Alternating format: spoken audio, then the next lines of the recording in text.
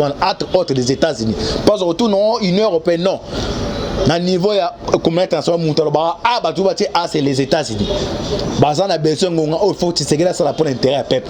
Alors pour l'intérêt ça il faut akabwana Kabila. Puis politique sorti il y a Joseph Kabila. Balobi baba baba comme alokomo alobi. Baba o alobarata lobi boyeba sorti ya Kabila na bande ko FCC. Consultation à Tshisekedi. Qu'est-ce qui se passe? On a le poteau bien le mythe d'un Joseph Kabila mythique s'est effondré. Donc le mythe d'un Joseph Kabila mythique s'est effondré. Joseph Kabila sentir que non Ngonga ya kozwaye ekoti. Alors il faut que ça là on joue le tout pour le tout. Pour moi dans un match à balle, ceux qui équipe adverse à Zopola, ce bâti temps additionnel, même garder dans matériel au Kabila ça là. Premier élément d'abord, bon moni a sa apparition selon les informations. Alors, à la lieu Mamozo qui est là, Kabila comprend que non petit à petit, mythe n'est déjà ils ont déjà tombé. Il y a un titre le mythe de Joseph Kabila mythique s'est effondré. Deuxième laboratoire à Bandi. Mokili ya tata Nzambeni na ba mettre que no betela ngotolote. Mutaku abumaka na mbeli e pa kufarane ni na mbeli. Mbele banda rochuba batozo sepela, juba rochuba ngoka paso ezala kawana. To ba d'abord qui est Kabila makametali accord. Na sali moi résumé muke to landa to continuer. Et to ba exacto lo bato to lo baté to lo bakabosolo to limbo la bembo ebesera to sokeni. Alobi engagement politique mokote quel que soit nature ni kozaela ezala likolo ya ba prérogative ba pouvoir na yata que chef de l'état. Et ça un message direct à Pessi na Joseph Kabila. Kabila lo bakate ma lobby. Et ça va prendre déjà que non. Mais bandeko bazaki ne joue na ba comprendre non ah net ebela ye muto yo. Ala li o komi na ngoyo force o azaki na ngo muto azala ngo soupenate. Hein? Donc force o azaki na opena muto azala ngo souté. Parce que à moi elle va position ba comprendre. Na ils sont play beta mi awa. Abeta do e comme quand on a bien oh eza Kabila beza Kabila te. Bande ko c'est bon comprendre. Et là qu'on a les bande pe na suka. Na mboka Afrique na Congo d'abord. Tozala na ngami mobali mo ado bengi Mobutu CCC ko kukuenjo. O bande mo na zaki Nzambe mais akuma asuka ki wapi. Bolanda ki interview ya Marc Amer. Alobi que na za besoin ko sentir sous Kabila te. Et ça c'est le même message au Tshisekedi a Pessi. Semaine tous au déjà semaine ya banjou le tout pour le tout. Conversation des bandits, banjou de les très très sensible. Kabila peut-être à finir sur Naïmabé. Bonjour, bonjour, bonsoir, bonsoir. Nabalandi nyonso ya la voix céleste. Mbote nabino, mbote bozali ebele partout dans le monde. Boza olanda biso par la internaute. On a niveau États-Unis na moni pasteur Sazamuanga, toujours na États-Unis na Caroline Nord, na moni Richard Kale Kakolongo Chibangu, na pesi mbote na Suisse. Bibliothèque vivant, c'est que Toko, maman Konde Chita la mère des opprimés, maman Kabasi Charlotte en France, maman Dédé Charlotte en Belgique, aux en Asie, Océanie, en Afrique, sans oublier en République démocratique du Congo, et Zaline de Konabino, Moïse, Maroc, Antibal, l'émission Bolinaka. Tout le bateau, tout ça, décryptage, il y a actualité politique. Après, ce mot, t'es mis en caméra, ou maintenant, c'est ma caméra, on a PC, on a bien un combo à l'époque, on a des coups, Alvi, Beativi, dengue tout le bateau, toujours les autres foot, wapi. Alors sans plus tarder to continue actualité politique sorti il y a Joseph Kabila balobi baba baba comme alokomo alobi baba o alobarata lobi boyeba sorti ya Kabila na bande ko FCC consultation à Tshisekedi. Qu'est-ce qui se passe? On a le poteau bien le mythe d'un Joseph Kabila mythique s'est effondré. Donc le mythe d'un Joseph Kabila mythique s'est effondré. Oui bah actualité politique en grosso modo en globalité nini ezali na kati to limbo la biso na bino aboyeba sorti ya Kabila o baba lo barate mais andimi aloba to la décryptage awa actualité politique. Mais avant na banda na kosenga bande konyoso ba Holanda ngai et comme on oyo ba congolais o abenga maza congolais et comme on moto sangana on va toujours que non, ce qui nous unit est plus fort que ce qui nous divise. Ce qui nous unit, c'est la République démocratique du Congo. Ce qui nous divise, c'est le tribalisme, appartenance politique. A commis d'abord les Cambouya Congo. On a bandé comment sur le bâti, c'est que des indéliés. A aussi ça, mais indéliés aussi ça. A deux possibilités. Première possibilité, il y a coupé ça, c'est 100%, même 70% n'est qu'à la paix, ça va imposer par la force. Deuxième possibilité, peut être Kabila, na moni que non a pas trahi l'État, papa langa bon, comment on pas d'engagé, ça là, oh ça là, hier à Otika là bon, il est azaré de président de la République, famille n'est pas au là la tête, mais bino tout en de se souffrir. Alors si vous comprenez le Coran, il faut se mettre d'accord pour na kolonga bateau ba envahir RDC. Alors sans plus tarder, tu continues directement dans ma camétali, il y a un accord. Kabila a régné dans RDC pendant plus de 18 ans. Bissons de que non, durant 18 ans à Kabila, à sa moto même RDC président Moutaba a collaboré. Mais là, on a Kabila à sa l'apparition. Discours, c'est déjà discours il y a 6 minutes. Et c'est si bon réunion, à plus de 200 réunions, 300 réunions. Kabila a sa l'apparition. À l'OPC pour la première fois, le B Makambi accord. D'abord, en contradiction entre qui est Kabila na Shadari. Shadari a un accord, Kabila a un témoin, il y a un état. De point par point, on sait un peu de Cameroun, dans 30 minutes, ça décryptage, ni les accords se passent.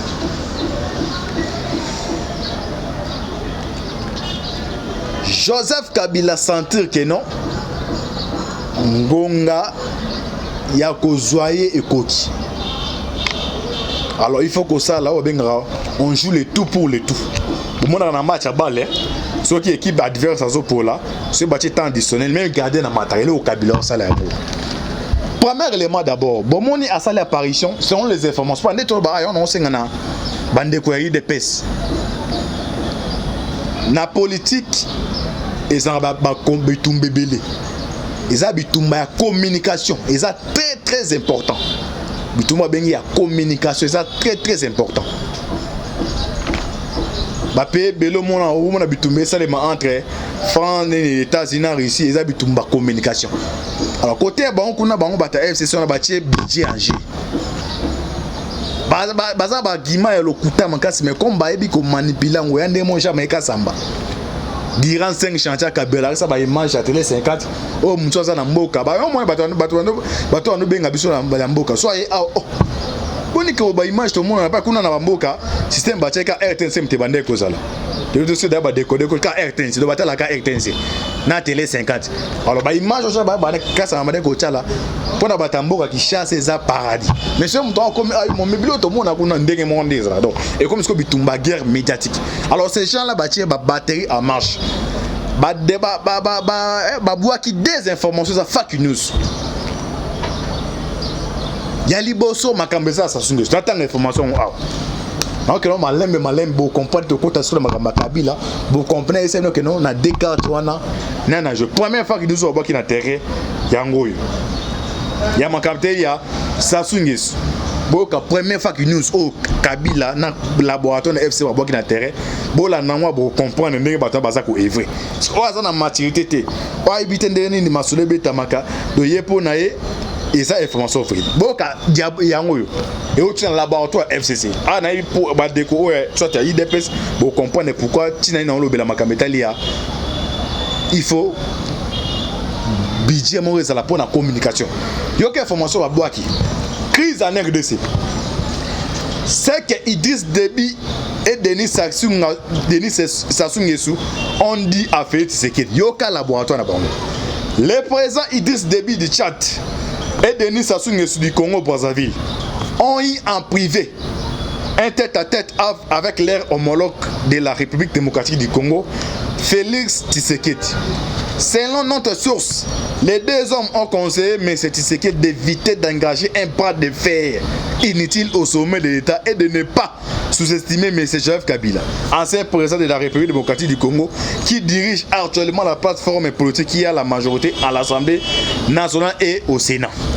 Selon notre source, voilà toujours le laboratoire FCC, Idriss Déby aurait insisté sur le fait que Malgré son silence légendaire, Joseph Kabila n'est pas à considérer comme un faible, même après avoir quitté les affaires. Au contraire, les malmenés dans les contextes politiques du Congo peut s'avérer suicidaire, car jusqu'à preuve du contraire, il est capable d'un fait dévorant dont les conséquences sont incalculables dans un pays qui a besoin de tout consolider pour sa bonne marche.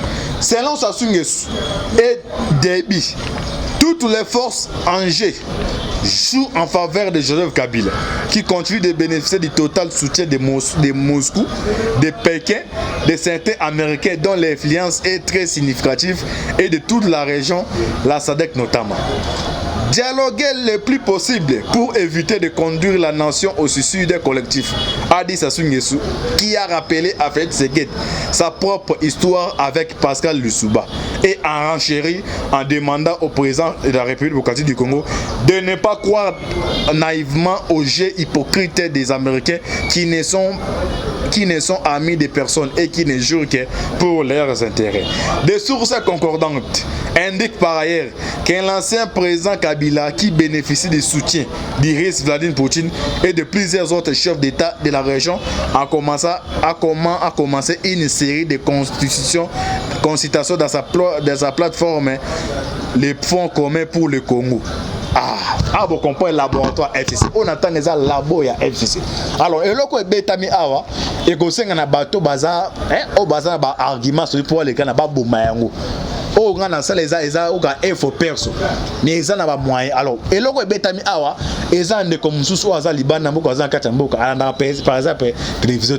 Alors, pour le content des locaux yo, tala ba lo poto ba tina kati. Na ba nuance les. Mais au azan mutamaye les air au bobundi sa ba on bebo compare les biloko laboratoire FCC. Boni bobi que non Kabila azan soutien ya baris, azan soutien ya ba chinois. Mais atiki pouvoir en négociation muta dans soutien à la charité. Mais pourquoi lâcher prise? Azan soutien ça nini? C'est la laboratoire nini ya FCC. Alors, à la Léo Mamozo qui est awa, Kabila comprend que non petit à petit mythe déjà ils ont déjà tombé. Il y en a titre les mythes de Joseph Kabila mythique s'est effondré. Deuxième laboratoire a brandi accord, soi-disant accord. Alors que non va signer accord na Félix Tshisekedi. On supposait que non accord on les années vrai. Avant to kota na magamba accord, to nazo rappeler no bato FCC. On a bien que ba champo bo ba accord. To ke on a Kabila d'abord makametali accord banda kota na pouvoir tirer le haut. To tanga awa comme ça to yeba nani a respecter accord, nani a respecter accord te. Mokili ya tata nzambeni na ba mettre que no ba betela ngoto lote. Muta ku abumaka na mbeli e pa ku farani na mbeli. Mbele banda rochuba batozo sepela juba rochuba ngoka paso ezalaka wana to ba d'abord qui est Kabila makametali accord na sali moi résumé muke to landa to continuer et to ba ezato lo bato to lo baté to lo bakabosolo to limbo la bembo ebesera to sokeni. C'est toujours avec votre humble serviteur Moïse Mao Kantibal. Madame Grossman. To d'abord na Kabila. Kabila est devenu bavard et qui tourne les Congolais naïfs, d'esprit en bourrique. Un leader politique respecte ses engagements politiques et les accords. Awa Kabila Moutalobi. Un leader politique respecte l'engagement d'accord. Donc pour naïe, tu sais qui est à respecter l'accord mon côté, l'engagement. Donc continue bandeko. En mentant sur ces fameux accords avec des témoins imaginaires. Il y a l'Ibosso d'abord, tu vas d'abord la Kabila. L'histoire est rattrapée. Joseph Kabila en 2001 a comme chef d'État. Tolanda a bandeko. Mais bandeko ngo mais ba na kati ya kinga kati ngo bazuna ba milita ba tie na kati ba milita ba ko ba sénateur na ba député. Ba ko c'est 338 antibalo tia no nombre bazaki wana. Ndé na osa l'émission et ça na frange ya ba député c'est ba osa la réunion ba qui consultation. Bine bo comprendre ce protéine de bêta maka. Tolo baté. Wana de comment ya FC so lenga. To ba d'abord na Kabila d'abord et ba mbako ya Liboso d'abord. To tanga le pote to limbo na lingala. Il devient le chef d'État en 2001 d'une manière miraculeuse. comme fils de Mouzé Laurent Désiré Kabila. En 2001, Kabila a commis Mukonjamboko. En 2023 et en 2003, pardon, les Congolais se retrouvent au dialogue inclusif de Sun City. Les accords signés, Kabila les avait violés. Biso tout début accord à Sun City. Prévenir que Tshisekedi n'avait pas participé au gouvernement et pourtant il était au dialogue. Faute de l'attritisme de Kabila, Moubak et Dieu et Dieu nous témoin. Biso tout début dialogue à Sun City, Denge Soukaki. Est-ce que ça a qui respect à l'accord? Pas dialogue à Sun City accord. Écoutez, ça grave accord à Sun City accord moins inclusif. Parce que tous les partis prenant de Bazaraki. Est-ce que Kabila a respecté qui ango? Bah respecté qui était. Mais eux comme ça dit ça qui s'est battu non, parti moi ils ont respecté accord. Tout le monde on a trouvé 2012. En 2012, vu la crise, Kabila convoque les concertations nationales. Bemba accepte d'y aller. Il signe les accords, Kabila les viole en débauchant Louaka, Kambinga et autres. Bemba décline et chasse ses membres du parti. 2012, concertation nationale. Bemba Andimi Kokeni. A mon écran, Ali Rezo Kenamabe a signé ordre à Batba Kende, à Benda, Louaka, Germain Kambinga. Est-ce que Moutabon en tout cas, Kindokia, moi, ils ont la limite, Badekobo Karasoni. Boka Sony. D'abord, en 2001, Santiti, en 2012. Concertation nationale. Louaka s'est retrouvé dans FC Saint-Denis. Est-ce qu'on respecte l'accord pour respecter? Tout le monde a continué. 2016. Baboko Sabato Baye Mamabo, Babazo Landabino. Boko Sabato Baye Binoté. En 2016, Tshisekedi Andimi a un dialogue. En 2016, le père de la démocratie Etienne Tshisekedi accepte finalement d'aller au dialogue avec Kabila à la 5. On signe l'accord du 31 décembre 2016. En 2017, Kabila viole cet accord avec la ceinture des engagements particuliers au palais du peuple sans la 5. 2016, histoire exacte bandeko. Et quand comme ça Kabila que non bazo akiteke azo respecter ba accord te. Yo mo oza njambe ya ba violation ya ba accord. Avant faut mimbo limite en 2016. Na 2016 mandé sili. Pression ba sango ba jouer bons offices. Accord est signé le 31. N'arrangement particulier au bloqué makambo débauché. Est-ce que yo Kabila na bloc na FC boza bato bozo respecter accord au bozo appel audace ya ko bakeno il faut qu'on respecte accord bandeko il faut qu'on karasoni to est-ce que na makambo etali soit de ça accord na discours ya mokonza mboka Félix Antoine Tshisekedi Tshilombo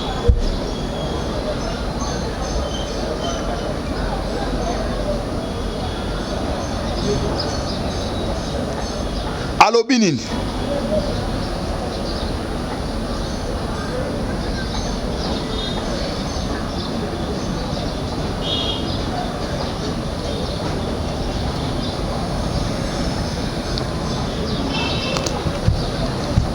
Alobi engagement politique mon côté quel que soit nature ni kozaila ezala likolo ya ba prérogative ba pouvoir na attaque chef de l'état. Et ça un message direct à Pessi na Joseph Kabila.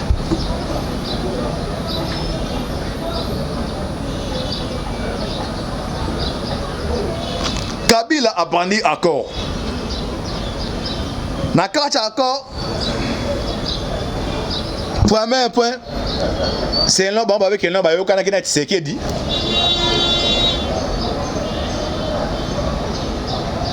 Bakanga ete. Et puis Oka Musangai Obama alongwe na tête ya diriger États-Unis. Et ça zaki na posa au ciné ba encore na Trump. parce que yabi keno a longue déjà a ça pas meketi di morote mais muto awele saka déjà bako c'est kai makambuni no asalaki yango asengaki koluka kozango hein mais tu sais comment ça comprendre nga comprendre ngana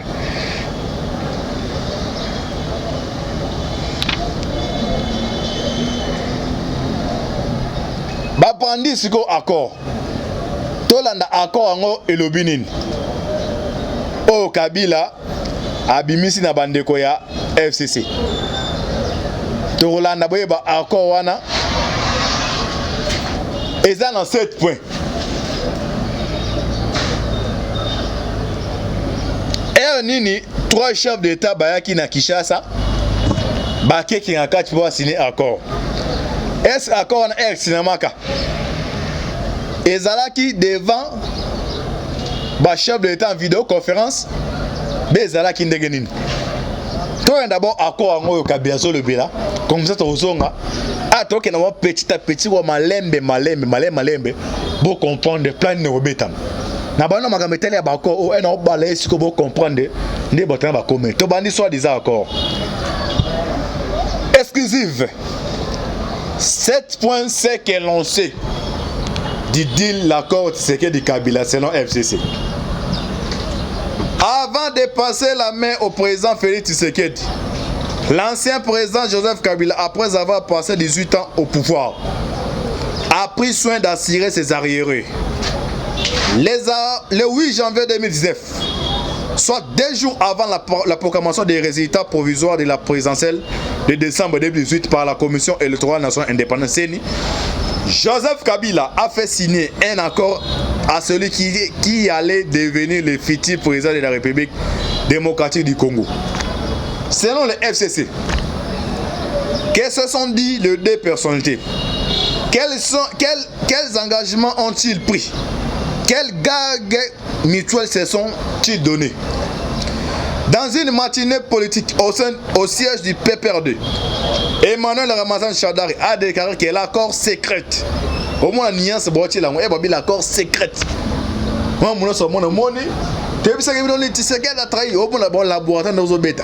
Parce qu'on fait ça là-bas, sur deux bases sur le terrain, bah n'y a tabac, bah faire reculer, bah lancer. À travers des arguments, des solides, des clairs, mais moi on encore comprendre. Dans une matinée politique au siège du PPRD, Emmanuel Ramazan Shadari a déclaré que l'accord secret entre Tshisekedi et Kabila a été signé à sa présence et celle Kabila a gardé la propie. Donc Tshisekedi a gardé. Pourtant, devant les sénateurs et députés nationaux de sa famille politique, Joseph Kabila a affirmé que le fameux deal a été conquis en présence des 3 chefs d'État. Après plusieurs mois de recoupement, 767 procédé vous livre en exclusivité l'essentiel du deal. Kabila et Tshisekedi à 7 points sont contenus. Ah, vous comprenez, na site. Na laboratoire tout, vous comprenez, vous comprenez qu'est-ce qui va se passer avec les Akoya. Dans le bateau, Primo, immunité totale pour le clan Kabila, famille et dignitaires de son régime. Pas de poursuites pénales pour tous les crimes possibles commis, crimes de sang, crimes économiques. Donc pour un accord FCC, bande à Kabila ni ba crime. D2, concertation entre les deux leaders Tshisekedi et Kabila avant toute mise en place, notamment dans les services de sécurité, armée, police et services de renseignement. Entreprises publiques et territoriales, c'est le fameux concept de la congestion. Donc avant de c'est le non, ça fera beaucoup d'aranaï. 3. Soutien lors de la présidentielle de 2023 par la famille politique de Tshisekedi de la dictature FCC. Famille politique de Kabila. Principe de réciprocité. Je te soutiens, tu me soutiens. Explique notre source. Mouta Bundi s'y oppose au 3e mandat. Oh, que même proposé à la première ministre à Boyango, Mandimi a signé accord au point de 2023. 4. Témoins internationaux. Selon Chada Abikeno et accord islamaki, yem tazari témoin. Mais côté Babikeno, yem au Kabikeno témoin international. 3 présidents. Le Kenya Uhuru Kenyatta, l'Égyptien Al-Sisi et le Sud-Africain Cyril Ramaphosa. Témoins nationaux, 5 généraux dont Delphin Kaimbi, ex-patron des renseignements et ancien numéro 2 de l'armée décédé depuis. 2. Célestin Mbala, ex-chef de un des camps de Kabila et actuel patron de l'armée. 3. John Numbi, ex-chef de la police, ancien patron de l'armée de l'air, ex-inspecteur de l'armée aujourd'hui à la retraite. 4. Amisi Kumbadi Tangofor, ex-patron de la zone de défense 1 et actuel inspecteur général de l'armée. 5. Jean-Claude Yav Kabey, ex-patron de la sécurité personnelle de Kabila et donc de la garde républicaine. 6. Nom de l'accord accord pour la paix et accord pour la stabilité et la paix au Congo. 7. Lieu de la signature ferme de 44 entre Kabila situé dans la belle banlieue est de la République démocratique du Congo. On a les prétendus accords Oyo Kabila Bika Sinaki na Tshisekedi. D'abord, Oza signaux, Oza ko trompé. Kabila lobaka te mais lobby. Et ça va prendre déjà que non. Mais bandeko bazaki ne joue na ba comprendre non ah net ebela ye muto yo. Ala li wa komi nango yo. Force Ozaki nango muto azala ngo sous penalty. Hein? Donc force Ozaki na penalty muto azala ngo sous te. Parce que à moi elle va position ba comprendre. Na son play beta mi awa muto ozo tête ya cour constitutionnel. Eza Dieu donné kalupi. Ba 3 jours ba nommé wana. Era ozo tête wana ba ti lukebu azo zongela afdenez mo bimba ndenge zala ndenga zaki nango. Puis mobile azo a na mo bimba.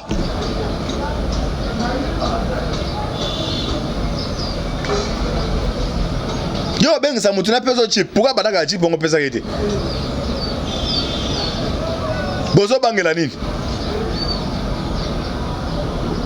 Eloko nyonso eza ne bandeli eza pe na suka na yango.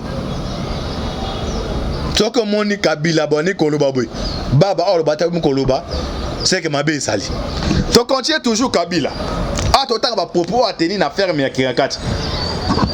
Alobi awa Joseph Kabila, l'état de droit seulement quand il s'agit des membres du FCC Kabila mto bana batunaye. Abe état de droit est comme quand on a bien oh eza Kabila beza Kabila te. Bande ko c'est bon comprendre. Et là qu'on a les bande pe na suka. Na mboka Afrika na Congo d'abord. Tozala na ngame mobali mo ado bengi Mobutu CCC ko kukuenjo. Obando mona zaki nzambe mais akuma asuwa ki wapi. Eza ba sinon nzambe azo pisa bino bozo comprendre te. Kabila a lobby que non état de droit. Seulement quand il s'agit des membres du FCC, il y a à boire et à manger. Moi, je préfère la justice, une justice qui est juste. On a Kabila zo banabato FCC.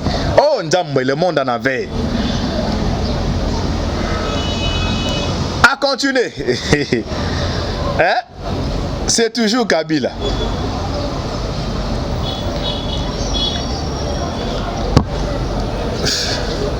On ne partage pas les mêmes valeurs avec nos amis du cash. On a Kabila. Donc, valeur, ce n'est que normal.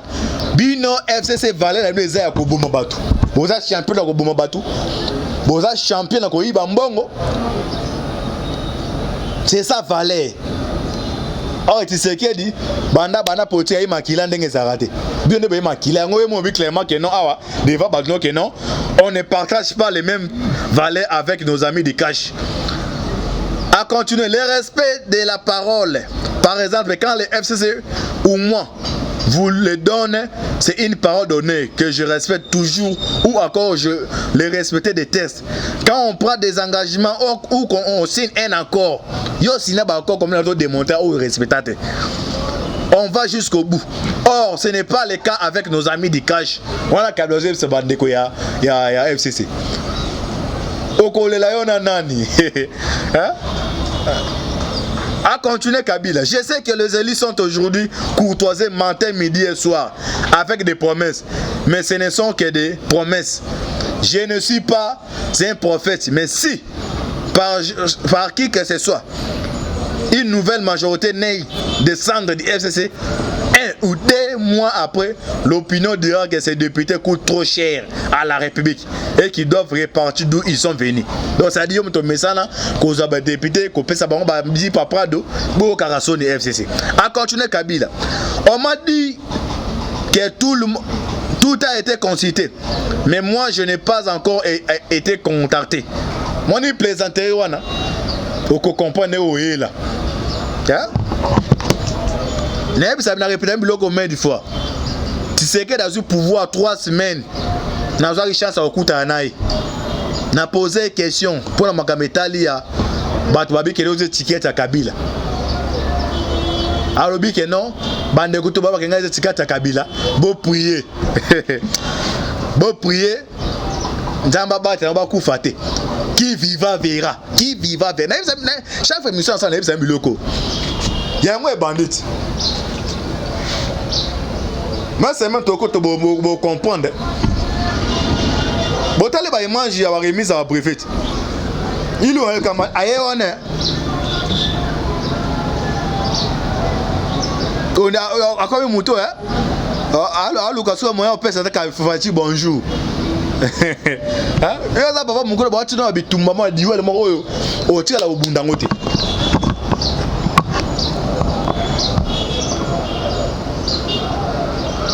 Kabila continue. On m'a dit que tout le monde a été consulté. Mais moi, je n'ai pas encore été contacté alors que je suis les gros poissons. Ah, vous avez les gros poissons. Donc, moi, j'ai la majorité. Comme en 1960, et l'histoire risque de se répéter. Selon Kabila, je leur dis qu'il y avait plusieurs options pour résoudre la crise. La première, faire les forcing. Et dans ces cas-là, il y aura une crise parce qu'il s'agit d'une violation de la constitution. La deuxième, accepter que l'un des 3 juges dont le cas ne pose pas de problème prête serment et que les 2 autres attendent. Bah, c'est la poignée. Ils m'ont répondu que le président avait déjà signé que c'était terminé. Kabila, ma 3e proposition était d'attendre mars ou avril afin de procéder au tirage au sort et on aurait alors respecté les processus. Mais leur réponse a été la même. Et a-t-il enfin la dernière option était de se référer à l'accord qu'on a signé ici.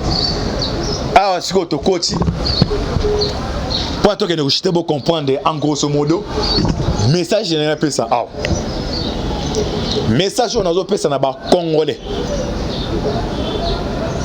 Ou ça soit dans FCC ou ça soit na cash. Ngonge konki ya ko déboulonner bateau. Bolanda qui interview à Marc Amer. Alobi que na za besoin ko sentir sous Kabila. Et ça c'est le même message au Tshisekedi la PC. C'est même toujours que c'est même ya banja le tout pour le tout. Conversation des bandits, banja de les très très sensible. Kabila peut-être à finir sur on mabé. Mais bien bandeko boza na kacha FCC.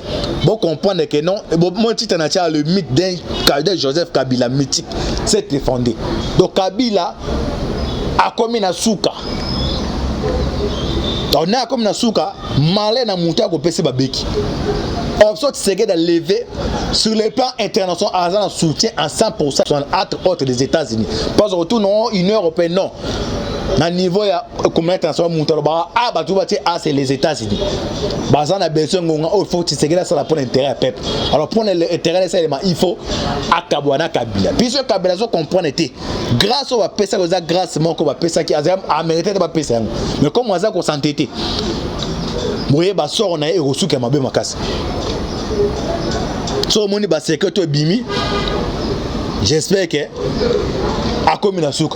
Mais quant à nous maintenant les Congolais, si c'est que pour l'instant internet vraiment ils appellent na makasi on a ils engagé parce qu'il est déjà le chef de l'État famille boy bané bo lukali paté. C'est à nous maintenant. Tout saisi surtout vous l'opposition, soit déjà la mouka. Opposition pour saisir yango. Pas qu'on rate chanceux. Peut-être là multiple. Moi quand tu as bombé Libango. Quand tu as bêta, mais ils sont les missions, ils ont frange, il y a des députés à FCC, Bazako Séréné quelque part. La bi frange ba frange ça et ça mon comme balimi ça to ba ça e belé bon ni aura trombone bloc ya batumu et mon pico c'est ça les gars bon mon pico batu ya FCC ba député ba zo sangana kuna bazali 198 oh bozo mona eza ba membre na bon comme caméra Jean-Michel Samba do mesa ma maison ko sala mais le Congo ils ont se diriger vers terre promise. Vous priez ma casse pour la RDC et comme nous avons Congolais nyonso tous se mettre d'accord pour nous libérer Mbokao. Vivre la libération est déjà en cours. Vous priez ma casse pour la Bisso, vous priez ma casse pour la RDC, ce qui nous unit est plus fort que ce qui nous divise. Tout le monde le tribalisme, les Égyptiens, les diables, les criminels, des volets, blocs et basali ba Congolais mabe. Petit à petit comme Kobima. Même na kati ya basala njambe so bozo benga milu mabe akoma koloba nazo bima izande mo bango batakable basali les diables là où a envahi RDC azo bima déjà na kati ya corps les démons il est en train de sortir azo bima azo ganga da milu azo bima alors on comprend on comprend les démons azakati mais on aza déjà mis sur musika on comprend les démons ça ne azo bima njama pambola bino bo s'abonner na kati ya chaîne bo partager vidéo. Vous pouvez savoir confiance. Merci à nos caméramans. Merci à Bonheur sur Bazaki Branchi pour nos abisso. Affaire à suivre. Jean-Ma Pambolabino. Ciao.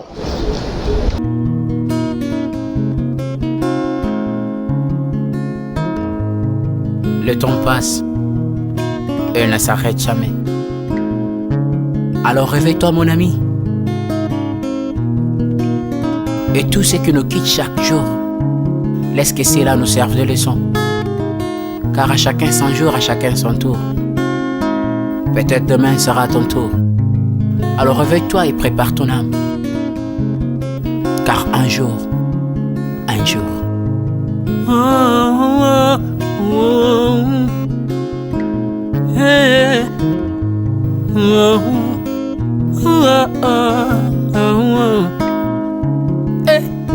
Le temps passe, le jour s'envole, s'en va si vite sans laisser de traces.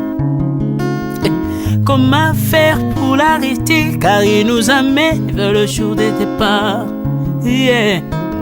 Tout c'est fort avant nous, n'ont pu l'arrêter.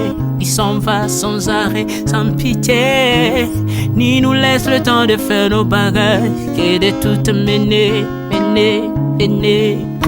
Le temps passe, le jour s'envole, s'en va si vite sans laisser de traces. Comment faire pour l'arrêter, car il nous amène vers le jour de départ. Tous ces forts avant nous n'ont pu l'arrêter. Il s'en va sans arrêt, sans pitié, ni nous laisse le temps de faire nos bagages et de tout amener. Il s'en va seul sans nous. Faut me perdre tout plutôt que de perdre son âme, À quoi bon tout gagner, mais sera que vanité. À quoi bon tout gagner, perdre son âme si l'on est censé de tout laisser. Moninga, verser le sang de l'autre, si demain sera le tour, tu seras seul comme dans un miroir.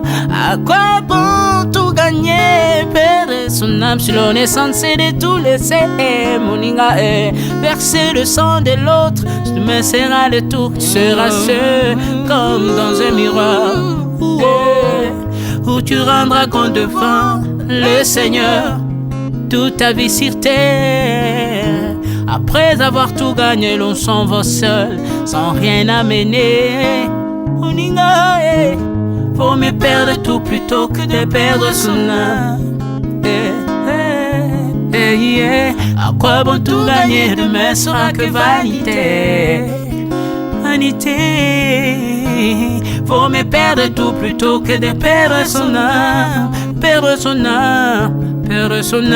À quoi bon tout gagner, demain sera que vanité. Moninga, tala tangwe koleka. Moninga, tala bato bako kende. Kosala lolendo na mokili okanisi mokili yango yayo, etala bato bakoleka. Tango ekomema ngai, tango ekotika moto te. bakulutu bayakala basi bakende moninga tala tango ekomema Papi Charles Mombaya si akenda kala otango eza komema ya mari si akena ye misa mungolo we tala tango ebebi ye papa de baba si akenda kala tango eza koleka ale moloto we si akenda kala otango eza koleka ata mobutu sesese kokukungwendo wazabanga asi akenda kala tango eza koleka Mzee Laurent Désiré Kabila akenda kala tango eza koleka tango ekotika moto te tango ebangaka mokolo te liwa bangaka mokolo te abangaka peleki te abangaka moto mbongo te ayokaka mpe mobola mawa te liwa tango ayaka amemaka moto nyonso tango ekoleka engela bomoi na yo epana yawe tango ekomema engela bomoi na yo mokolo na yo ekoya okokende ndenge nini le temps passe ne s'arrête jamais le temps passe moninga tala tango ekomema moninga tala tango ekoleka moninga tala tango ekomema moninga tala tango ekomema tango ekotika moto te engela bomoi na yo tala bato bakokende osala ndenge nini okotikala ebende te okotikala ebende le temps passe ne s'arrête jamais le temps passe ne pardonne jamais le temps passe ne s'arrête jamais lengela bomo moninga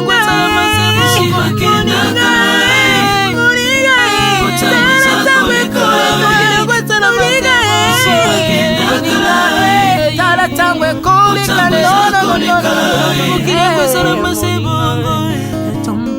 ekolo nyonso bato bakoki nalela mpona nini nalela mpona nini tango eza koleka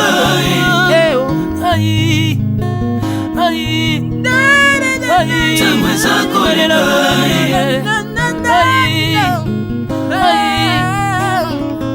tango eza koleka le temps passe Alvin et Béa tala tango ekoleka